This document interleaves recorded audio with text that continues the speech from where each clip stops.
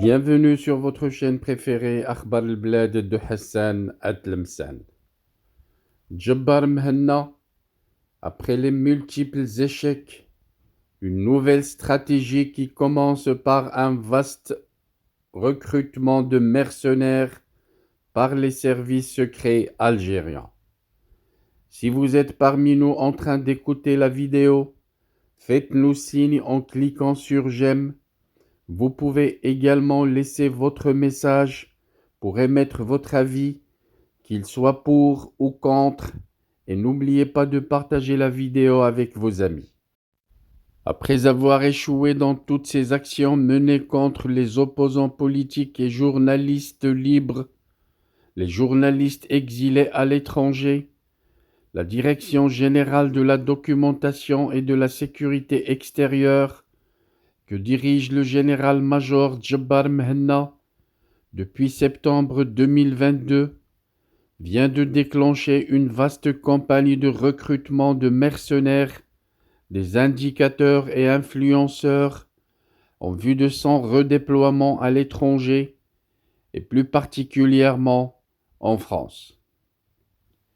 Visiblement animé par un sentiment de survie, après être passé par la case prison pour une période de 11 mois, depuis son retour aux affaires, le général Jabbar Mhenna cherche à séduire sa hiérarchie par des actions qui ont été toutes soldées par de cinglants échecs.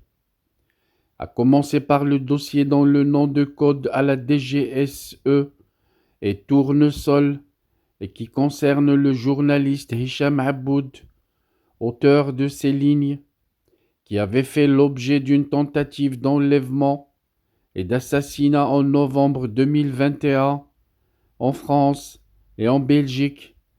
Il y a eu ensuite la tentative de déstabilisation du Mali, en passant par la création d'un mouvement séparatiste dans le Rif marocain, la tentative de création d'une chaîne de télévision en France et la provocation d'hommes d'affaires algériens en vue de financer des actions sordides et criminelles.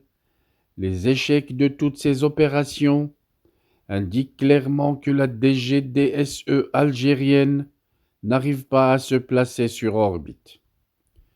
Jabbar Mhenna, dont les actions menées en vue de déstabiliser le président Tebboune ont été démasquées à la suite de la récupération du téléphone de l'un de ses agents connus sous le sobriquet de Rat de Londres, joue actuellement la carte de la soumission et de la courbette au président en vue de se faire pardonner et se faire une certaine virginité.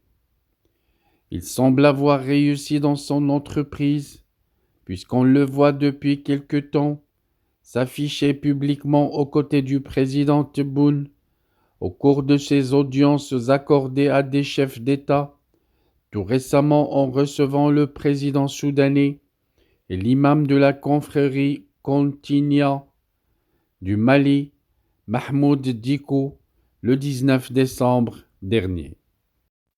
Pour mieux asseoir sa position aux côtés d'un président à la recherche de soutien militaire pour briguer un second mandat, le général Jabbar vient d'arrêter un plan d'action concentré sur deux cibles, l'opposition à l'étranger et le Maroc. Selon des sources proches de la direction, une manifestation sera organisée le 17 ou le 24 février à Paris, sur la place de la République, en vue de commémorer le Hirak. Au cours de cette manifestation, les participants appelleront à un deuxième mandat de Tebboune.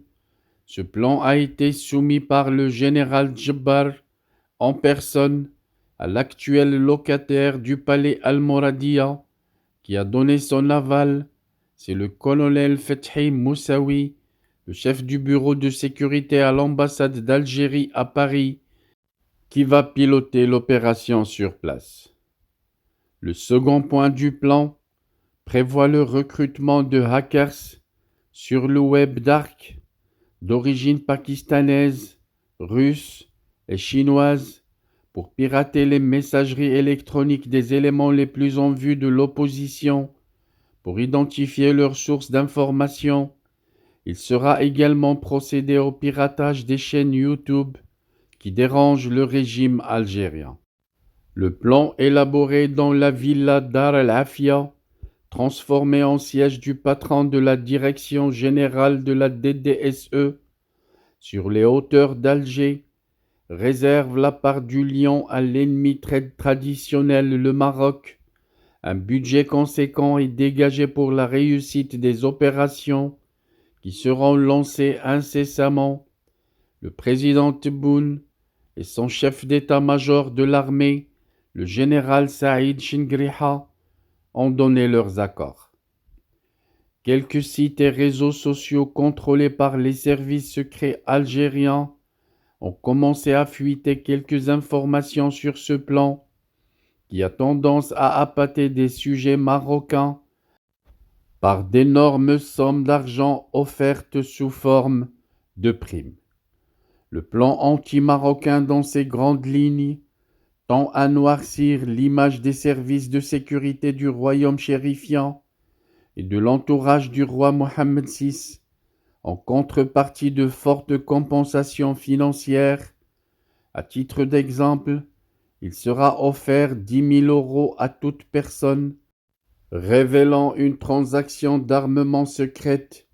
Cette somme est multipliée par 10 pour toute révélation de l'existence d'une base militaire secrète. 50 000 € seront offerts pour toute information relative aux fabrications militaires marocaines. Tout document secret relatif à la vie privée ou professionnelle d'un officier général de l'armée marocaine sera rémunéré à hauteur de 25 000 €.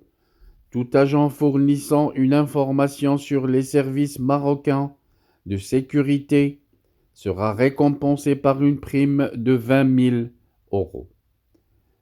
Ces énormes primes ne concernent pas seulement le secret militaire et les services de sécurité, mais aussi les grands projets économiques et les relations internationales marocaines.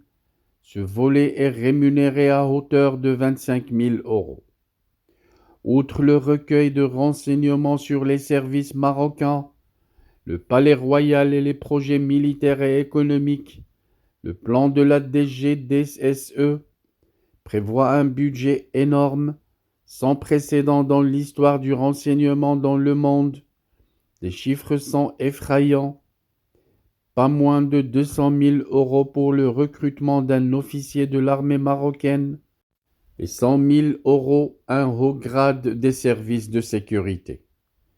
Pour un fonctionnaire de rang moyen, une prime de 25 000 € est offerte, 40 000 € dans un cadre du secteur économique, 35 000 pour un responsable gouvernemental. Au bas de l'échelle, on trouve le journaliste, à qui il sera offert 15 000 €. Les réseaux sociaux, qui constituent un véritable complexe pour le régime algérien, ne sont pas en reste. Les récompenses sont de l'ordre de 3 000 € pour chaque vidéo diffusée sur les plateformes YouTube ou TikTok. Critique à l'endroit des services de sécurité marocains, 5 000 € pour une vidéo qui touche à l'institution militaire, 10 000 € pour toute atteinte à la famille royale. Une prime de 25% sera ajoutée à toute vidéo dépassant les 100 000 vues. Le budget alloué à la réalisation de ce plan, qui dépasse tout entendement, laisse planer des relents de détournement par les responsables chargés de son exécution. On verra certainement une foison d'agents fictifs dont les énormes primes garniraient les comptes bancaires des officiers traitants de la DGDSE. C'est une véritable manne qui leur tombe du ciel en cette année charnière, marquée par la préparation de l'élection présidentielle.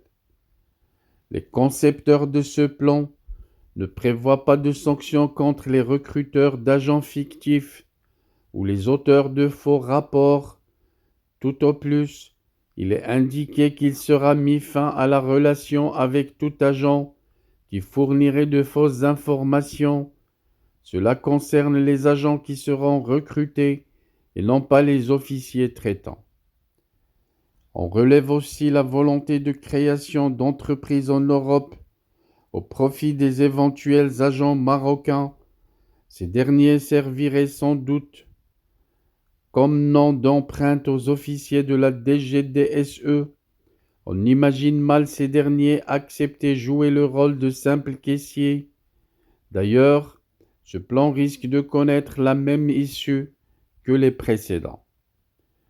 Pour la simple raison qu'il est quasiment impossible pour un agent de la DGDSE algérienne de s'aventurer à recueillir des renseignements militaires ou économiques sur le territoire marocain ou à recruter des responsables marocains, qu'ils soient civils ou militaires. Convaincu dans son fort intérieur que sa fin est proche, le général Djebbar, déjà emprisonné par le passé pour enrichissement illicite, cherche à travers ce plan démesuré à s'assurer pour lui et pour ses proches collaborateurs une bonne manne financière qui leur permettra certainement de s'assurer une retraite dorée loin de l'Algérie.